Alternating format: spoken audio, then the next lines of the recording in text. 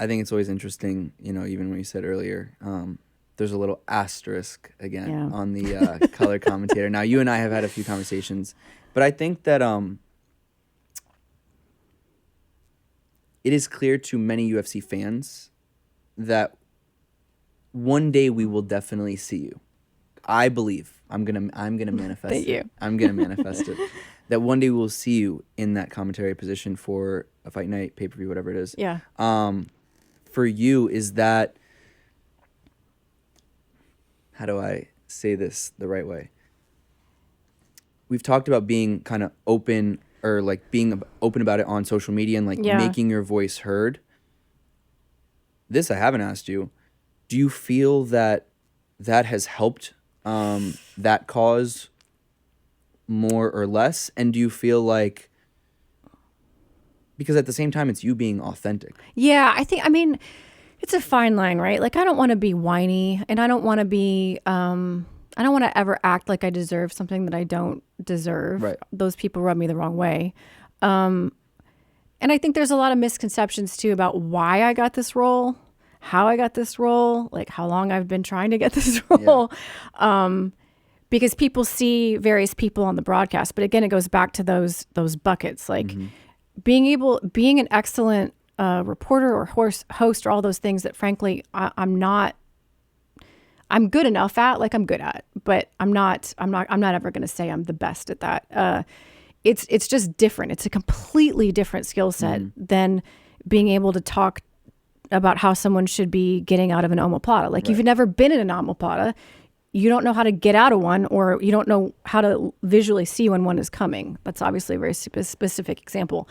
All of that to say, I think now it's helpful. It's like heartwarming, if I'm being honest, to have a lot of people on Twitter saying it for me. You get a lot. Yeah, I do. And I don't, again, like, I was nervous after the first LFA one because it was the first time I had branched out from Invicta. Right. And I was like, are people going to like this? I don't know. And then really nervous after the first Contender Series because that's an even more broad audience. But, if we're talking about the future, if I'm being honest, I'm nervous again for when that happens because that's an even more broad audience. I think that the LFA, Invicta, Contender Series audience knows me really well. Yeah. From that Fight Pass / ESPN Plus world, the fight nights you start broadening up. But man, the hardcores watch the Contender Series, so they're watching the fight nights and the pay-per-views. They do, and I'm telling you, like I'll just be honest, I've been blown away and overwhelmed by the feedback because I go on and I type my name in because I just want to see what people are saying. Like, right. I'm fascinated to know. You're taking that risk. Now, granted, people say a lot of great things, but searching your name on Twitter. Oh, it's so scary. It's so scary. But I've been so pleasantly surprised by the number of people. In fact, just last night, like, I had a lady send me a message on Instagram randomly. She's like, I train jiu-jitsu and kickboxing with a group of women, and we are all so inspired by, what you're doing. And I never really set out to be an inspiration. Interesting. Why it became that along the way. But if I'm being perfectly honest, when I first wanted to do this, it was more about me. And I sound like an asshole saying that. What about? But was it because you wanted to prove it to yourself? Yeah, that you could do it. Yeah, like my whole life has been like that. I've always been like that. I grew up with an older brother, and I was always like the little girl tagging along with these 6 boys that were 4 years older than her, which when you're little is like a massive age difference, of course. And so I was always trying to keep up and like prove that I could, I could keep up on my bicycle, or I could, whatever the case may be. Like, I can hang. All the way through high school, same thing. Even when he went away to college, like, I would go drive up to Michigan and visit him and like just be one of the guys. My whole life has been like that. Like, I remember I just never wanted to be judged by the fact that I was a girl or what I looked like or any of those things. I just wanted to prove that I could be one of the guys. I think at one point I even told my mom I wanted to be a guy. it's just funny how that's kind of literally carried into my adult life. What do you do it for now? Which part? Where's the drive to, like, because someone, right, and you're a highly motivated person. I will say that with confidence. So your goals are always like, once you get one thing, it's like, oh, what's next? What's next? What's next? That's what I mean about the moment being gone so soon. I'm like, okay, what's next? You know, and yeah. But it's like somebody could objectively look at your career and be like, holy fuck, like that. I would dream to have that career. Yeah. For you, you've got even bigger dreams. I do. But for like at this point in time, where do you get that motivation for those bigger dreams? I'm always gonna be someone who has just that inward motivation to do more and more and more. That is just programmed in my DNA, I guess. You've always been like that? I've always been like that. I was always an A type. Like I made straight A's in high school. I was summa cum laude in college. Like, you know.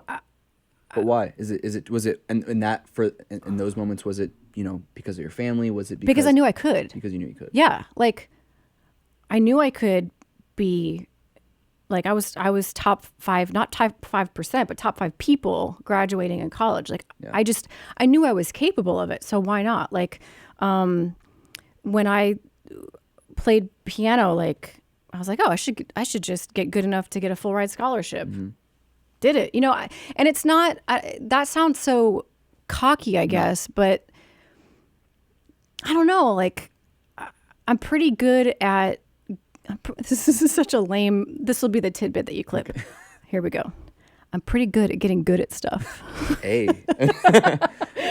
Shakespeare wrote that. Yeah, he sure did. He sure did. Laura Sanko says she's pretty good at getting good at stuff.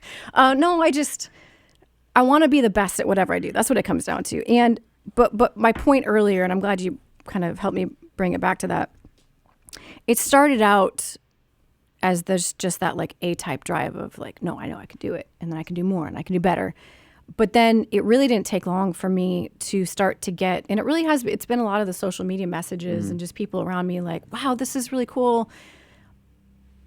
You're inspiring me. And the first time I heard that word, I almost wanted to laugh. Like, I just don't see myself as any sort of inspiration, but especially over this last year, like the messages I'll get from dads who watch the UFC and, you know, like, hey, you were calling the fights, and my daughter walked in the room and she's like, who's that? And it started a conversation for us about, hey, you know, you can do what you want to do too. Or, you know, you don't have to just take these paths because they are, you know, easier for women or less easy for women. And that's a whole other topic too, because like, I never wanted to get the job because I was a woman. And I still don't feel like I still feel that way. Like, but what I kind of sort of like started to realize is that part of the job necessitated being a woman, because that's part of what was missing and has been missing in the UFC voice is telling the story of women's MMA from the perspective of someone who has lived it for a very long time. Now, while I haven't fought in the UFC, I've been training since 2006 and like have been, you know, across the country in different gyms, and like just the journey of what it's like to be a woman in MMA, I can definitely speak to. So given that that's part of the job description, I guess it's okay. Well, can I tell you why I think also you say that there's that asterisk and that, you know, and to hope that you'll be doing a pay-per-view one day. It's exactly what you said. It's because you know you can. Yeah, I do know I can. You know, I mean, you know you can, and that's and anybody that knows you for 2 seconds knows that you are as humble as they come. But that's just like you're.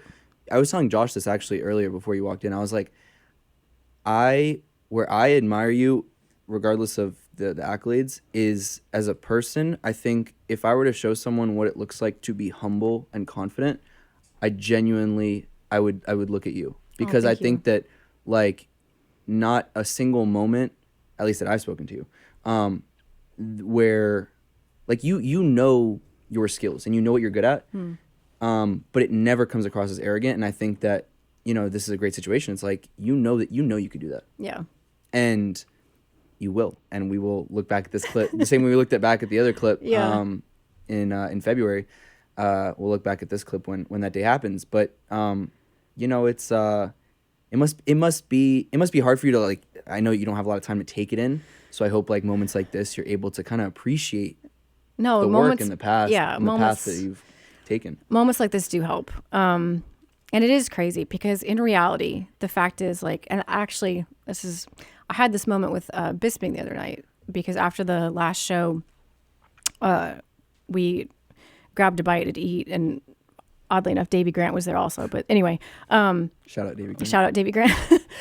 we were there's like a sushi spot right across the street from the hotel, and we were talking, and you know,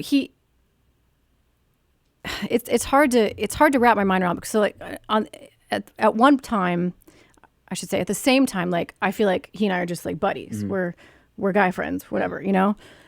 But then there's like part of my mind that remembers watching him on The Ultimate Fighter at home or in my dorm, or no, I guess I had graduated at that point. But like, and just being a fan at home, mm-hmm. like all of the people who watch like I'm one of them. I think that's why, I don't know. I think that's what I want to carry. If I do ever make it to, when I make it to calling a pay-per-view, that's the voice I want to have. It's like, it's the same thing that I think that Joe Rogan does such an amazing job of providing on the UFC broadcasts. Obviously, I'm not comparing myself to Joe, but like he speaks with the voice of a fan. Right. And that's what I am ultimately.